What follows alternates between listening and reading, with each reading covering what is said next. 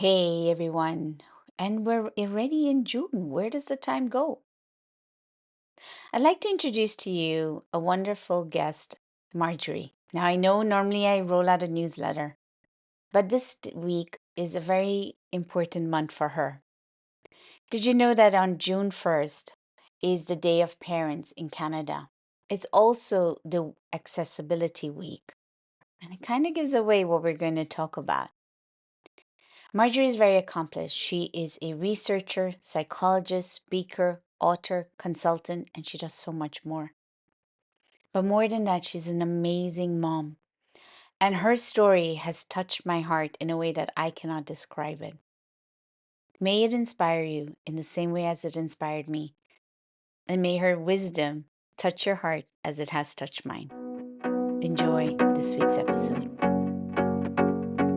What was the moment in your life that you never expected that was going to be your greatest blessing?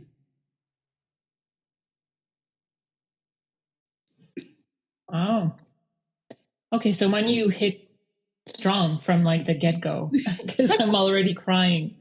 I already have tears. And the tears are there because it's an event that, it's my accident that first came to my mind. And obviously my accident and me becoming paraplegic is not a fun moment at all. Everything that came after is excruciating pain for years, and sorrow and grief, and challenges and facing barriers and fighting and just like being in survival mode for so long while raising a 16-month-old that kept growing. But as you ask that question, and as we are like 12 years later, I realized that event has led me to seeing parenting from the standpoint and the perspective of parents with disabilities in a total new way, in a very personal way. And that it has also given me a voice to be able to potentially and hopefully make changes in my world and in the world of every parent with disabilities that will come after me or that are here with me at the same time. And so the most surprising moment, probably the most impactful. Did you expect that question? Not at all. And I didn't expect my answer. Because I'm not sure if you had asked me that a few years back, I'm not sure I would have said that. Because there is so much anger, and there's still anger, and there's still like the tears were there because the tears acknowledged the pain and the grief and the growth. And that's the thing. It's sort of like and the growth, like it's not just painful, and there are some great things that came after it that I want to celebrate too. I lost part of my career for a while. Felt that I couldn't.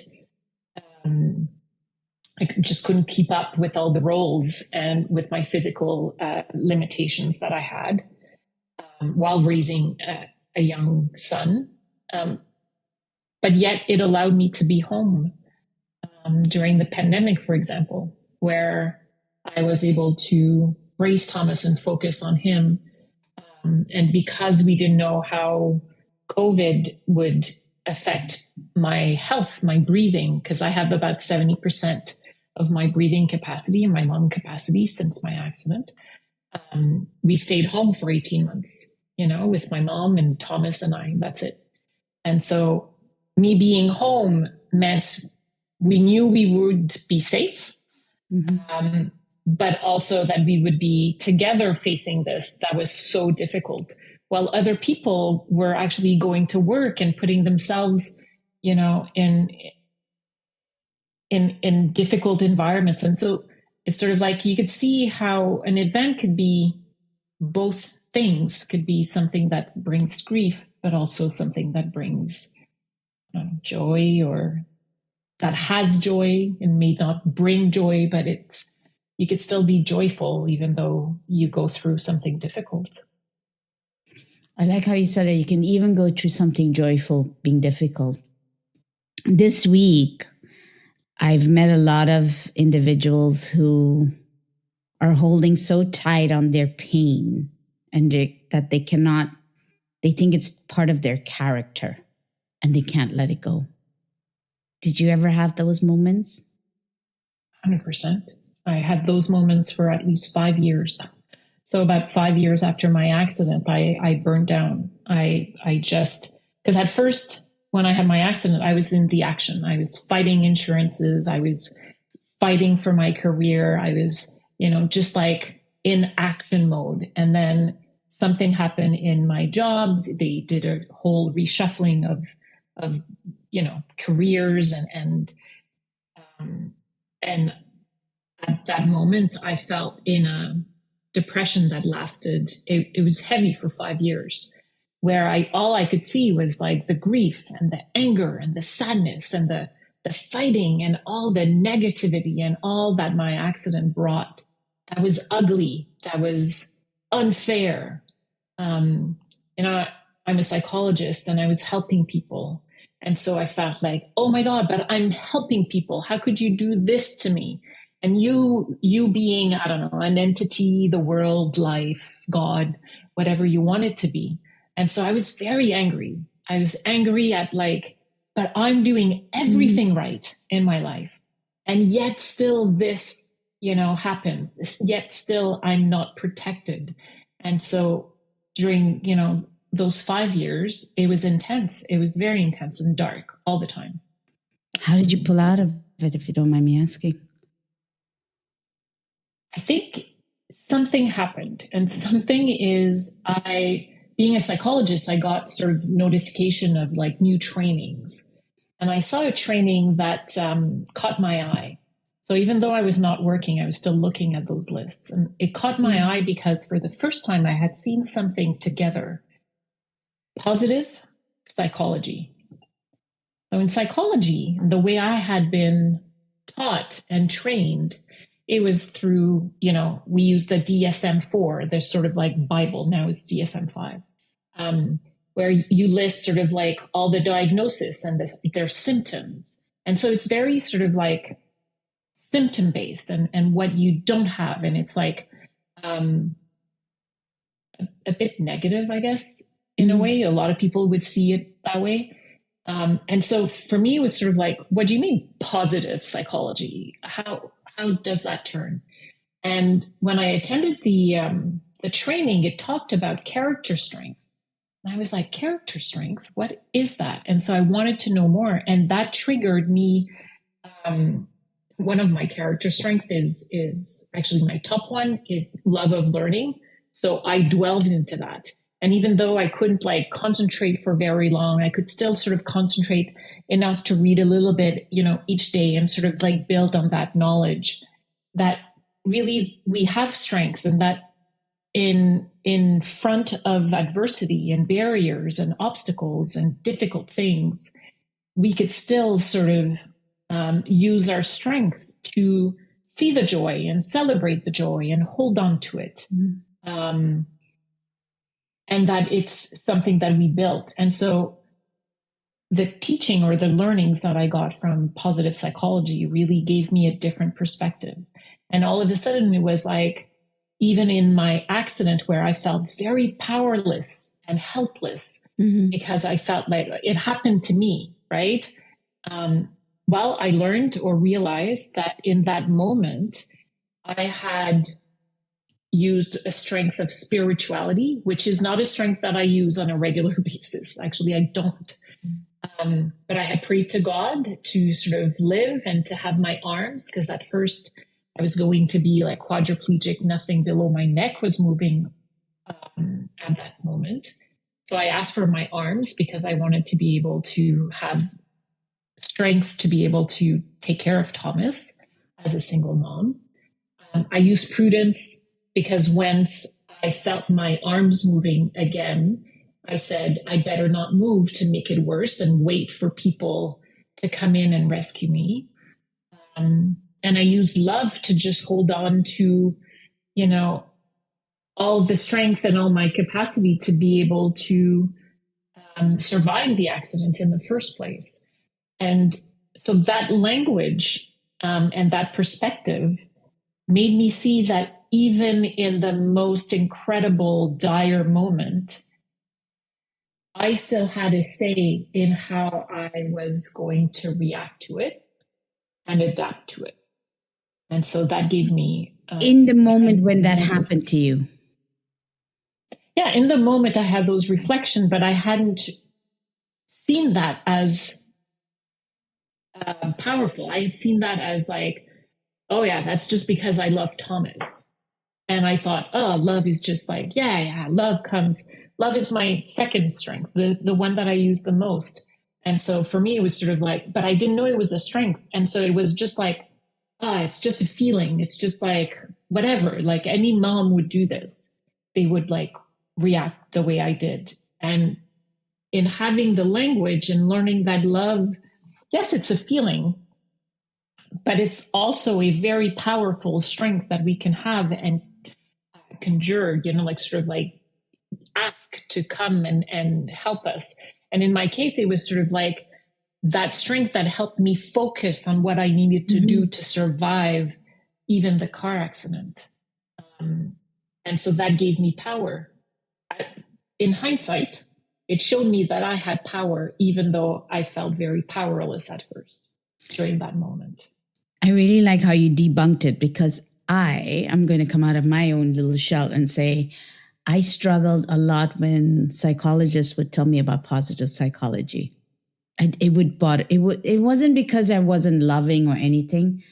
I always felt like it was used as a sort of, if you can't handle your negative stuff, let's just put a plaster called positive psychology around it. And in these last few moments, you've just broke it apart, probably because you have this certain, what I call reality check on it. And then you layered it like, no, it is possible to love and leverage it in a way that it gets you out of the belief system of I can't get out of it into I can get out of it.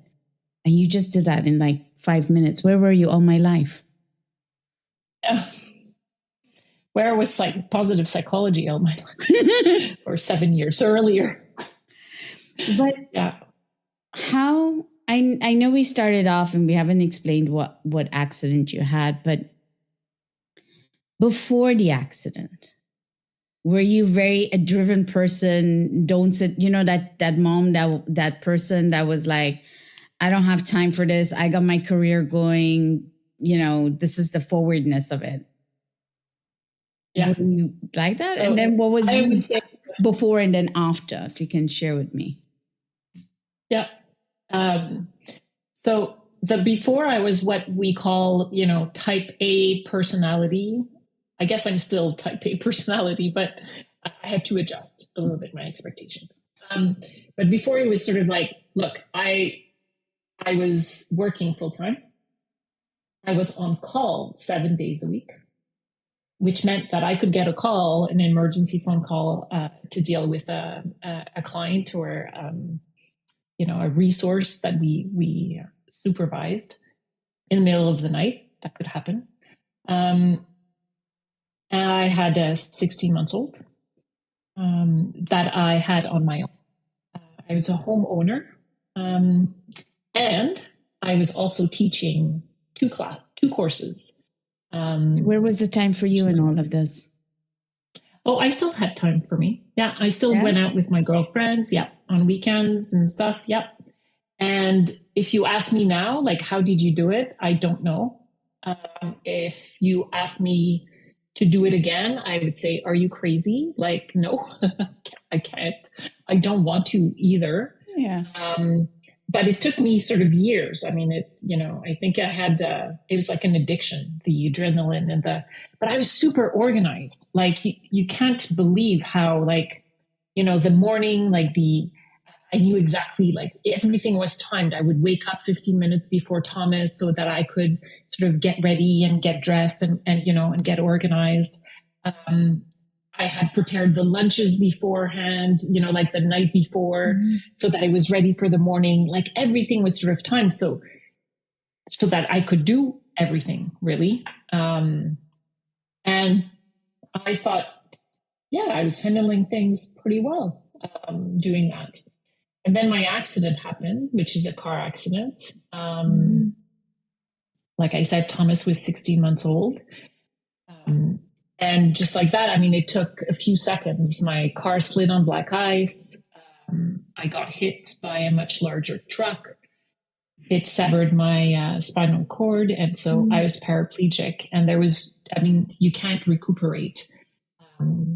Research maybe in the future will lead to recuperation, but not in my case, not at that time. And so all of a sudden, like, everything stopped. Not only everything stopped, but like I had to retrain how to breathe because I was intubated because I had surgery on my spine. So you woke up and from here down, right? Yeah. So when I woke up in the car, I couldn't feel or move anything below my neck. That's when I prayed and asked for my arms because I could feel my legs were also not well, but I was like, at least if I have my arms, I can hold him, I can pick him up, I can like do things with my arms. Like, you have to give me back my arms. You can't just like leave me with like nothing. I mean, give me a challenge, but a challenge that I can sort of like do something with. That's what I felt anyways. And so I prayed 4 times. And after those 4 prayers, I could feel my fingers move and I could feel them. So basically my injury is here. Anything like under my armpits is, I can't feel and I can't move. So in my prayer, one of the things I often told myself, I was like, shit, if I had known, I would have asked for a little bit more, like my abs a little bit or something. Because really, I have exactly what I asked for. I have my arms. That's it. Like, because just like one vertebrae above, and I would have like part of my arms. It's like I should call this title of this episode, Shock and Grace Meet Each Other. Yeah. If you were paralyzed from here, I cannot even remotely, I don't understand what compassion or empathy would be like because I can't put myself remotely in your shoes. I have a lot of admiration for having that, going through that, just that moment and staying present with God. And I don't speak about God often at all on a podcast, but that's what it feels like. But then from here down, you even said you had to retrain yourself from breathing. So in that. Yeah. Because I don't have any abs. I don't have control over my abs. And so part of the diaphragm needs the abs muscle to sort of push air out. Okay. And so I don't have access to those muscles. And so that limits my breathing capacity, so about 70%. So if I were to choke, which it has happened a couple of times since my accident, I really can't cough out whatever. And so I need to push on my belly as I cough, or else I can't cough properly.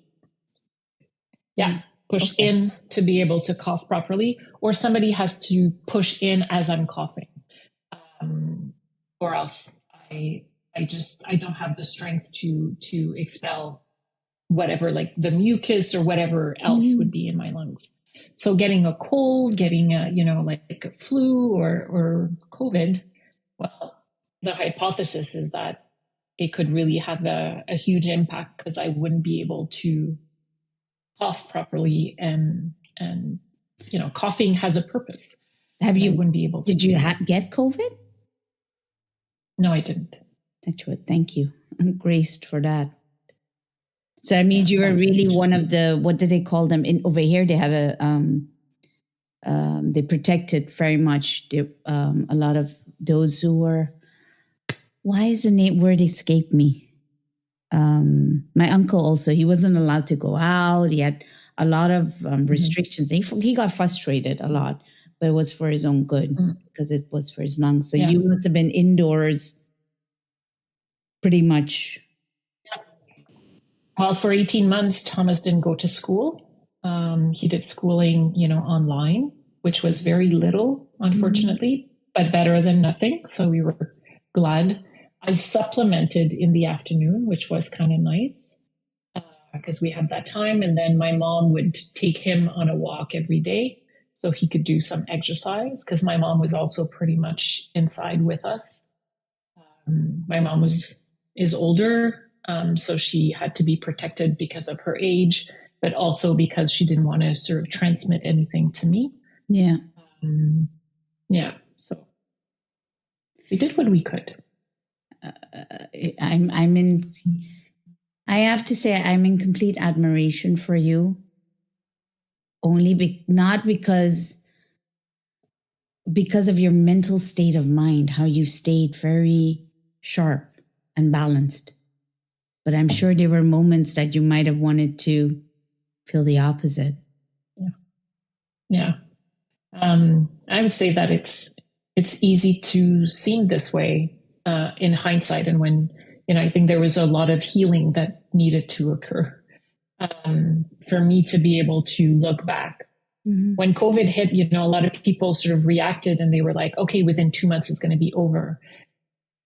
When I heard about it, I actually pulled Thomas out of school 4 days before the government pulled all the kids out of school in Canada. So I sort of had braced myself, and I knew it was going to take a long time. And for me, it was vaccination that I was waiting. So I was like, vaccination is not going to happen like in 2 months or 3 months. It's going to happen in a year, in 2 years maybe. And so in my mind, it was sort of like, okay, that's it. So I think it was different for me that period because I was playing the long game. I knew I was going to play. I needed to play the long game. It wasn't a short game for me. When other people, I think, were still expected that within 2 weeks or within a month or within, another month and so that's hard when you don't know or when you're not pulling your resources and you're sort of going like, oh, I'm still going to stretch it out a little bit more, like for me, sort of like I'm stretching it out over 2 years. And so my frame of mind and my perspective, every time they came back and said, oh, no, we need to, another 2 months of isolation or whatnot. For me, it was like, oh, yeah, it's within the time frame. And so I could focus on other things and pull my resources towards something that was more meaningful, which was and more meaningful and useful, which was to sort of like teach Thomas, go out on walks to make sure that we each got some air, exercise, got to be in nature, stay sane. I found classes on meditation. So both Thomas and I learned meditation during that time so that we could incorporate meditation so that we wouldn't sort of like just fight it off, because all of a sudden we were 24 hours 7, around each other. Yeah. And so it was sort of like, what are the things that I have control over? And I'm going to focus my energy there. It's tough. It is. And I'm thinking, you're 24 hours, you've leaned really into your strengths. Like you said, you were very organized before everything. And it seems to me like you plugged it right in for the long game. Yes. You had that. Then there is the strength of love. And then you chose, okay, I'm going to do things with my son, meditate. So you leaned into your that learning strength of yours. And so I'm amazed how you bring it so fluidly into your life, or it seems fluidly, or I love the word they say in Dutch is nuchter, which is very grounded. You know, you're like, okay, look, practical. This is what's going to happen. And then you leaned right away into your strengths. And a lot of individuals, they will tell you, well, yeah, it's easy for some. And like I said, I'm going back to this conversation where people think that by their negativity is their character. And you pivoted and you said, lean into your strengths. So as a parent, when you just realize that you're going to be functioning from here, you got this and this not.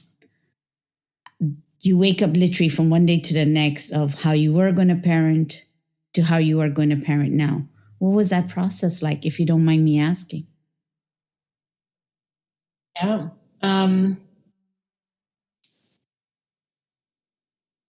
I think that's where I had the most grief. I remember waking up and I say every morning, but it was probably every a few hours when the medication ran off, just crying because I was like, how am I going to do this? Because I was doing it all myself, like we talked about, in a very organized fashion. Yeah. And all of a sudden, I mean, you took away, and at first I thought it was just my legs, right? Oh, you took away my legs and my house is now inaccessible because my house was on 3 levels. How am I going to make this work? Now, as I went through rehab, I learned that being paraplegic is not just not being able to walk, but it affects everything. If I can't feel or move anything, any muscle, that means I can't move or send a message to my bladder, to my bowel, right? So there's all of a sudden more than just not walking.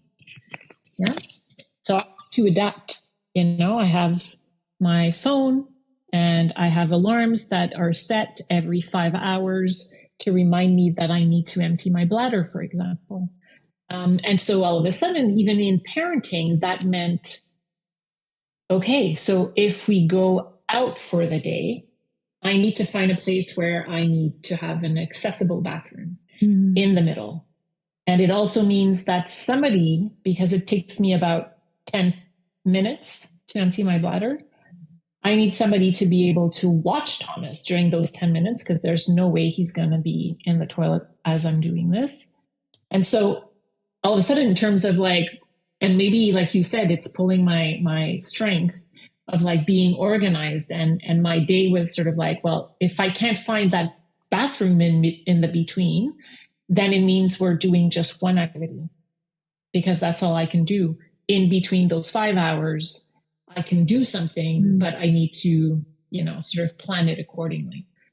And so it was really about reframing everything in terms of how much I drink, how much I eat, what I eat. If I go out or Thomas has a hockey game, will I be able to get in the arena if they didn't shovel the ramp, for example, which happened often. And so it was, all the time I'm calling ahead. I'm like reserving places. I'm canceling on places when I realize that they're not accessible. And so it was sort of a building. But what really gave me the fuel of doing all of this and reframing and learning, it was really my strong desire to be or to become the adult I wish my son would become. And is that your motivation till today? Yes. Yeah. And so sometimes I do things that are really hard and that I find really hard. And I do them and I remind myself that I'm doing it so that Thomas can see that we could still learn, even if when we're adults, we could still apologize and realize when we were wrong, and we could still make amends. And in all of that, I want him to know that in whatever happens in his lifetime, because challenges will happen, that at any point, even if it's hard and makes you cry and yell and scream and whatever, you could still sort of like pull your sleeves up the next day and do one thing, even a little. And then the next day you could do another little thing until you're able to do a much bigger thing. And it's okay. And it's okay to ask for help. And it's okay to be, interdependent with other people, and to realize that and to accept it. That was very hard for me. I was a helper. I was not helpy before my accident. And so I had to learn that. And so that's what I tried to be. I tried to be the adult that I want my son to become. And so I need to become that person so that he knows that it's possible. Can I ask you a very sensitive question? Okay. I like to ask it this way because a friend called it out. Somebody I met a few months ago, he called it out. I went to speak on a stage and there was a ramp going up, but there was nothing to be held. And there was this gentleman, elderly gentleman, he was walking up, and my instinct was does he need help? And I'd go there. And my friend gently just put his arm right in front and he says, he didn't ask for help. And I was like, he's right. He didn't ask for help. He goes, if he needs help, he will ask for it. How would you did you ever get annoyed with people like me?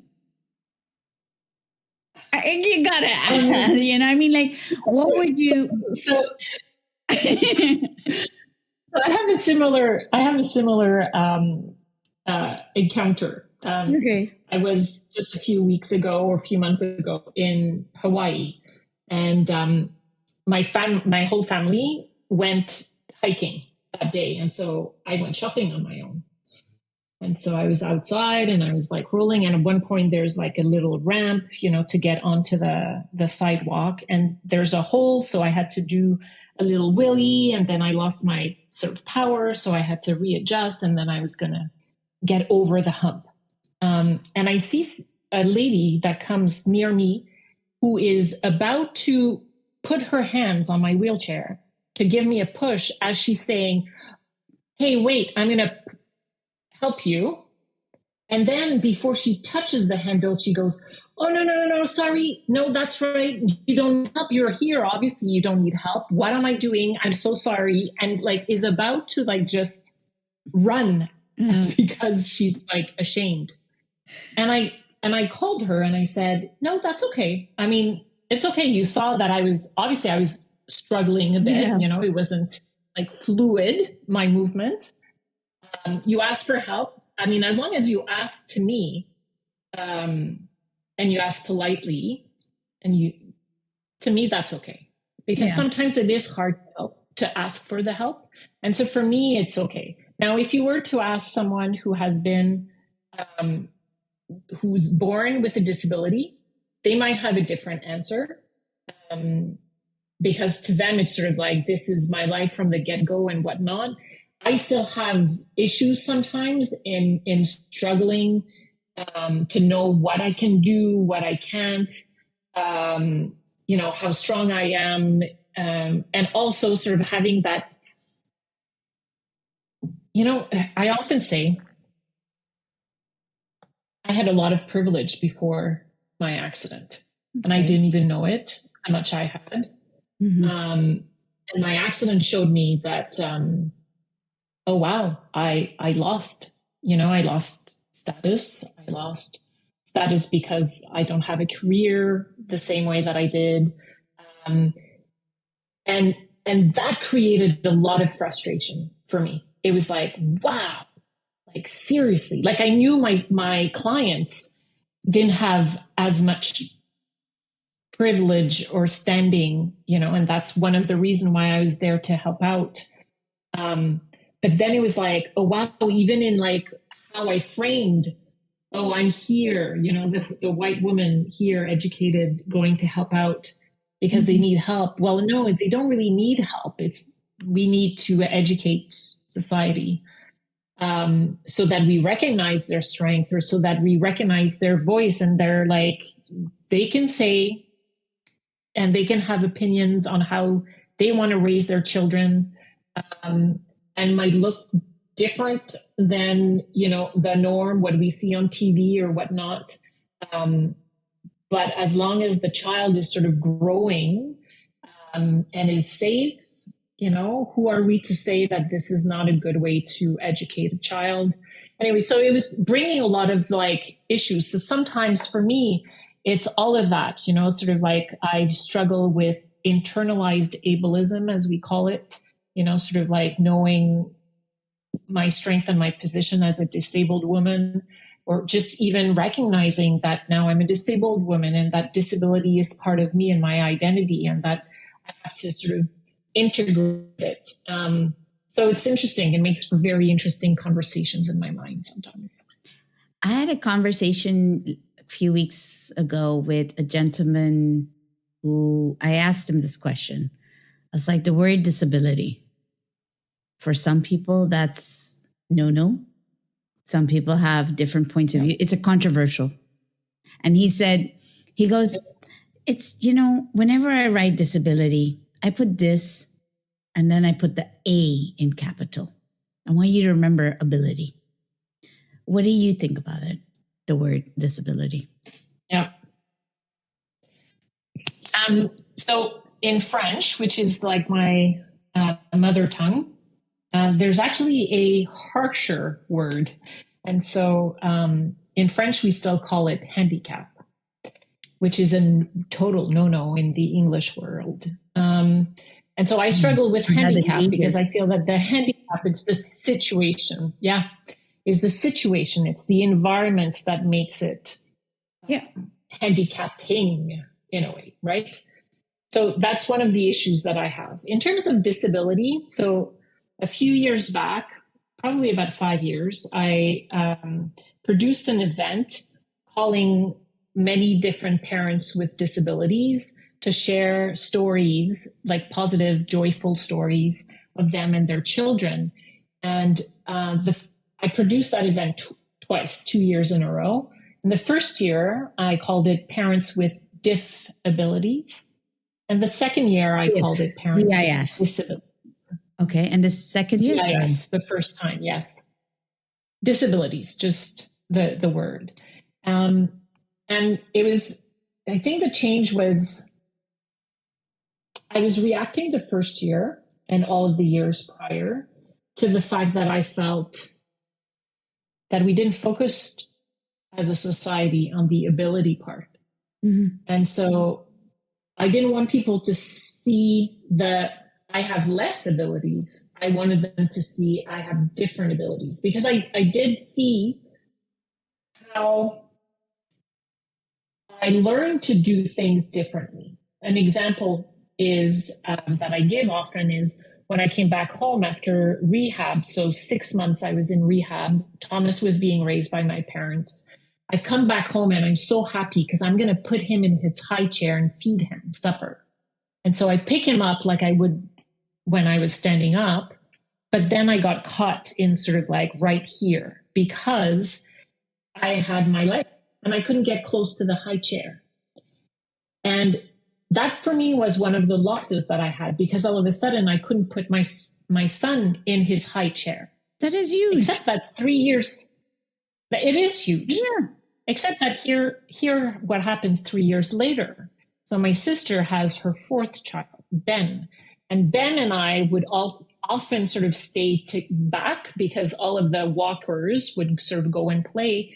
And him being a baby, he was stuck in the high chair or in the car seat, and I was in the wheelchair. And so I would keep him busy. And we created like great connection, him and I. And so one time he's like 2 years old. He comes to me and sort of points like he's hungry. He wants to be fed and be put in the high chair. And so I go, okay, well, put your feet in my footrest here. Put your knee on my knees, sit on my lap. Mm-hmm. Now don't move. I'm going to get closer to the high chair. Yeah. And then you're going to put your foot here, and I'm going to guide you with my arm, and you're going to twist. When I say go, you're going to twist your bum and you're going to sit. Well, all of a sudden, I was still capable of putting a child in a high chair. I just needed to figure out how I could do it. And I needed to figure out how I could do it in using his strength, like the child's strength and my strength together. Yeah. Interdependence, teamwork, collaboration, great skills, to learn and to teach, because I'm also teaching sort of, yeah.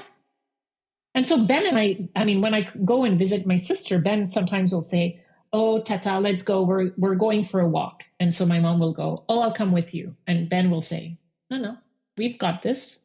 It's Tata and I. We're going together. And my sister's has high, steep hills around her house, and a part that is not accessible to me. But Ben knows. And so sometimes he'll say, oh, there's a hole here. I'm going to help you out if you want. I'm just going to give you a little push. You don't want, that's okay. You can do it. I know. And then that's it. And that's the conversations that Ben and I have when we are on our walks. And that's because he adapted. He knows what I'm capable of. He knows what we can do together. And so do I. And so we adjust as we go along. And that is the beautiful part of growing and learning and realizing the difference. If I go back to disability, I'm not scared of the word disability anymore. And I think that's why I'm able to use it, because I could still see my strength within the disability. What I love is that in your sharing of the story is that he learned to respect you. And by respecting you, he's accepted you as you are for who you are, and that you are not your limited abilities.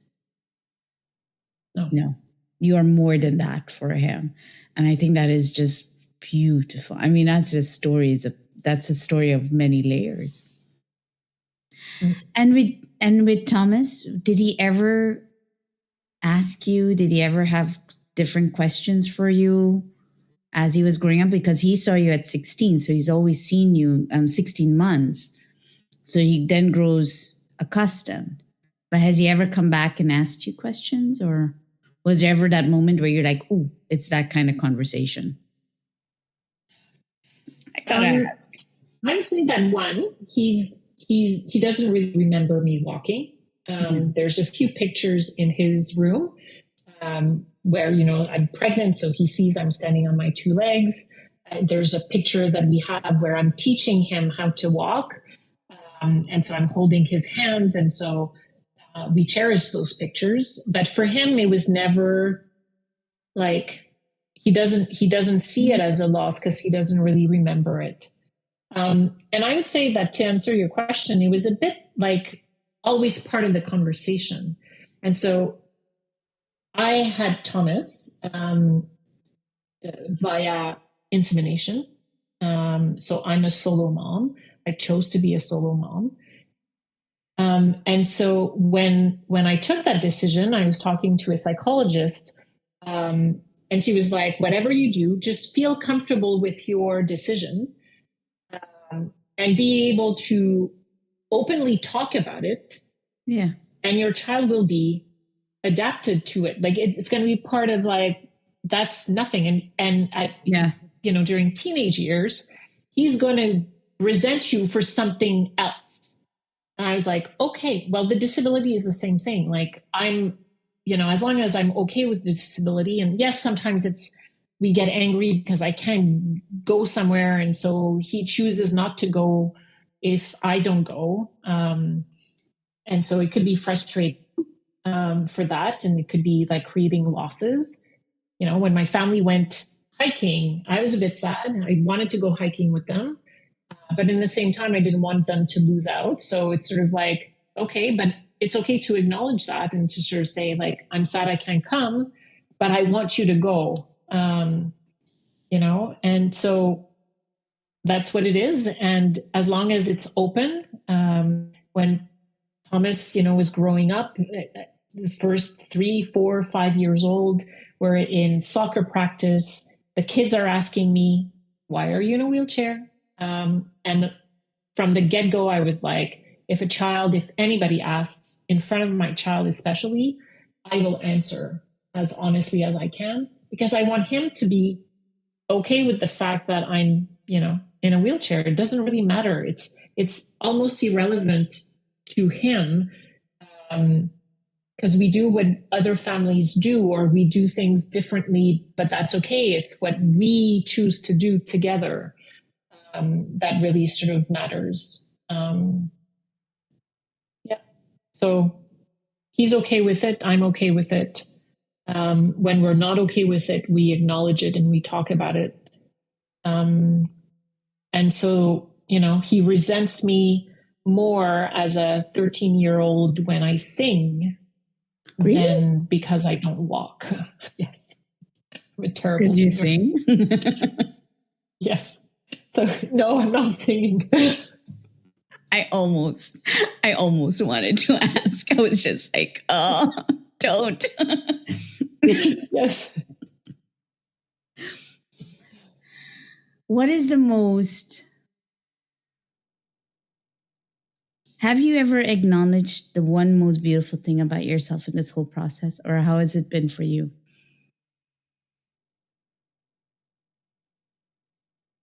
Oh, that's a good question. And I guess you probably hit something that I'm not good at.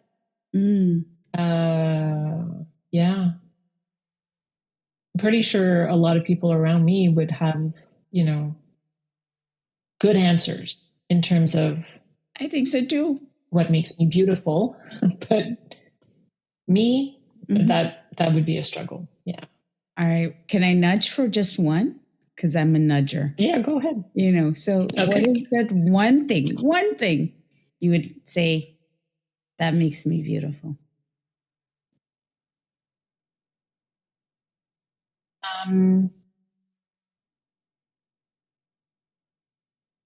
The love I show the people around me, like my loved ones. And that would probably include the kindness that I can show them also. Like I'm really intentional in making sure that the people I love know that they're loved by me. Is it easier for you to receive love now?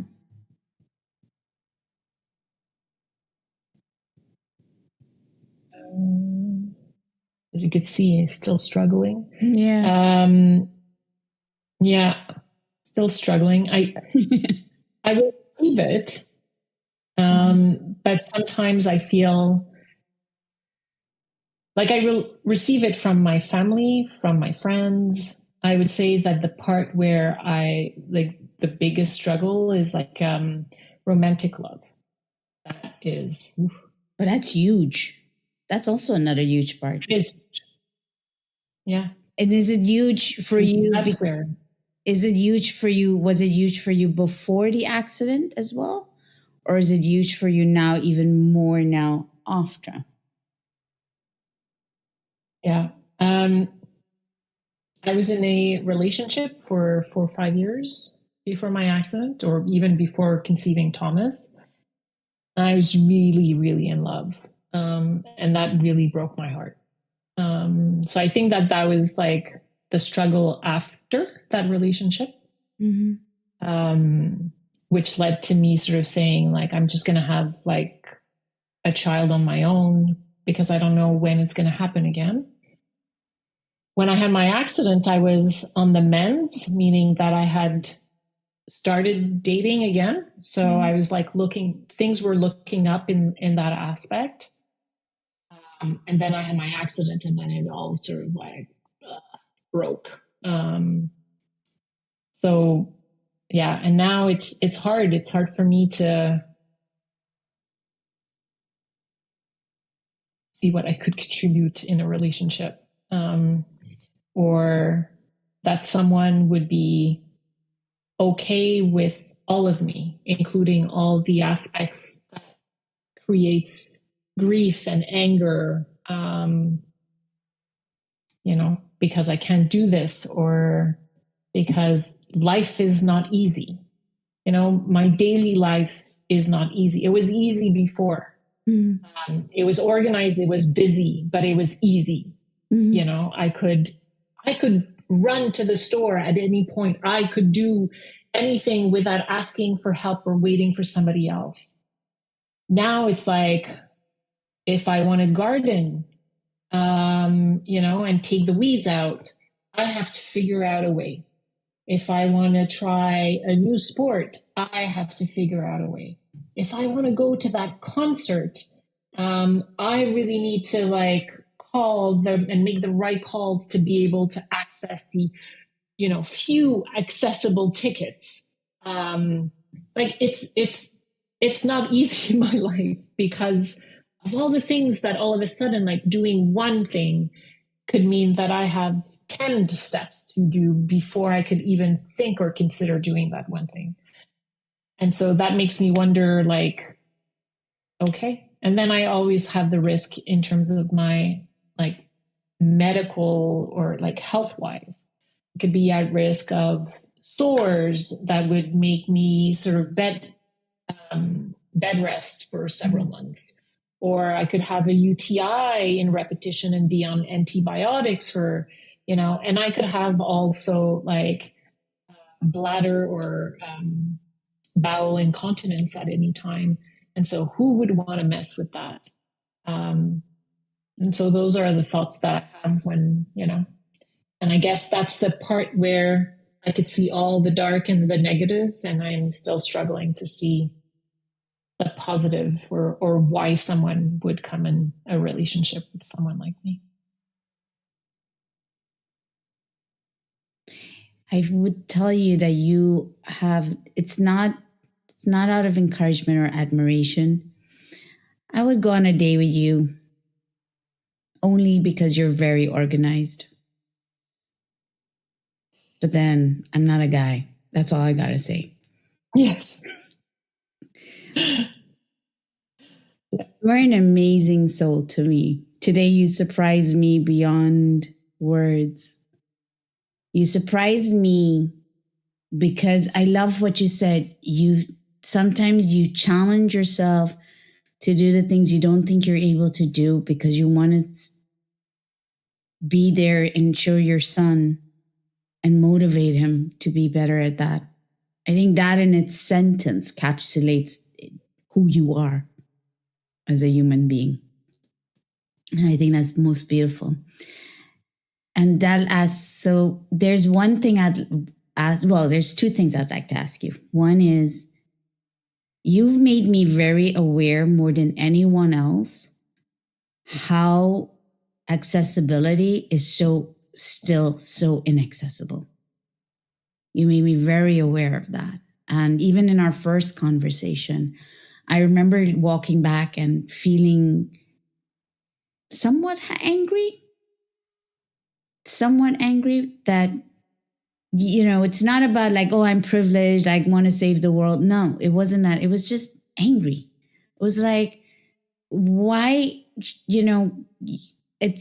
I want to know you not for your physical. I want to know you for your heart and your mind and what you bring to the table from your personality.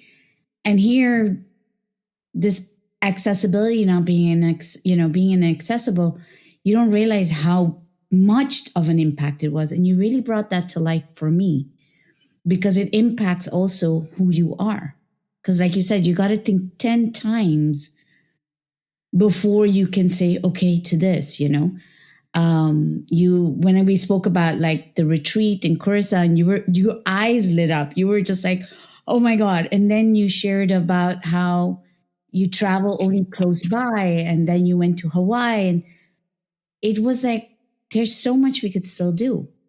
So my question is, what do you wish that could be done that is the most important thing that hasn't been done yet? In accessibility? Yes. Or in anything? Well, you can answer both. I like both of them. Yes. I think the big thing for me, or what would really sort of change the way that we do and conceptualize and design common spaces and private spaces as well,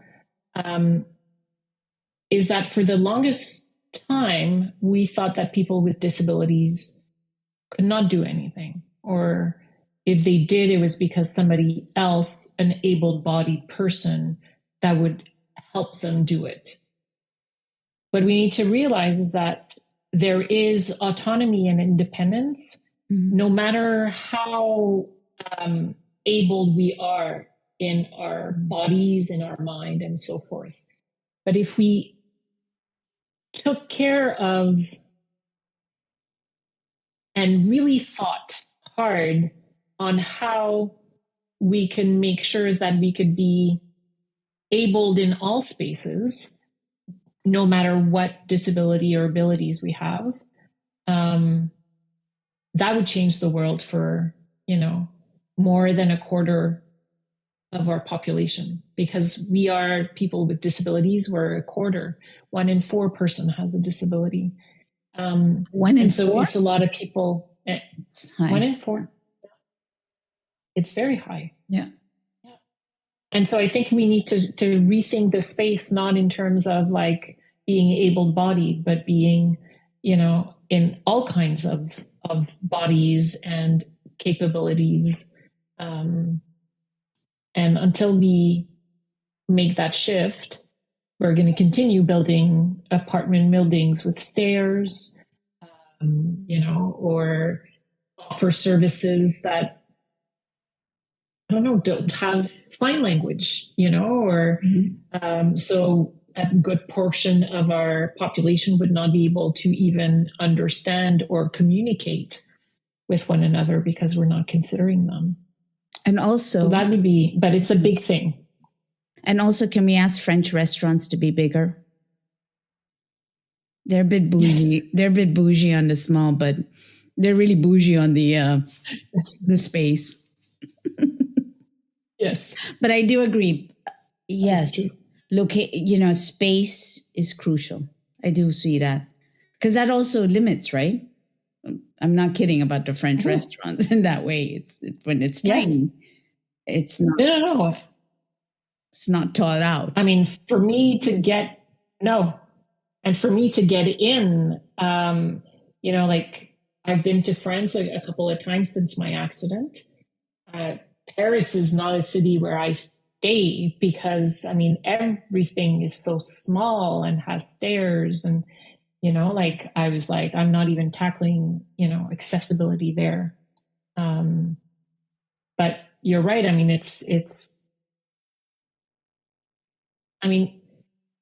Doing this or reconceptualizing accessibility or how we design spaces will take many little actions, but it's about sort of working all together, able-bodied, disabled bodies, and trying to figure it out together how we could do that. So you asked me initially, is it just on accessibility? Now, and you asked me, well, in general. So what would be in general? What could we change in general? Well, in general, and it touches about accessibility, or it has sort of a link or a connection. It's, that's sort of like ableism. We need to tackle that. We need to tackle those concepts of how we defined productivity, performance, success, and until we do that, we are all going to struggle because those standards are very high for everyone. Yeah. I have not yet met anybody who could do it all, like those standards that we have for ourselves so I think it's something that we should all sort of work together and tackle together so that we could change that. Well, I know we're coming towards the end of our conversation. I'm asking you on the podcast again and again. You just didn't realize that, but what I wanted to ask you is, if you wanted, in our conversation today, if you wanted someone to take one thing away, one thing for them to reflect on, to consider of all of it, what would it be?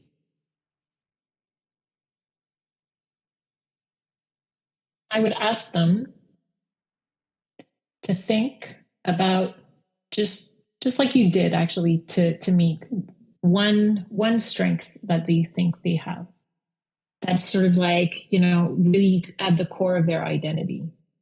And then to reflect how that strength is useful to them, and how maybe that strength, when they overuse it, could be sort of, detrimental, or sort of like hindering what they really truly want to achieve. And just having that conversation, or that reflection around, their strength, I think will change perspective maybe for some, I'm hoping, in terms of what makes us beautiful and powerful as human beings, and resilient, and strong and kind, and all of those things that I think a lot of us aspire to.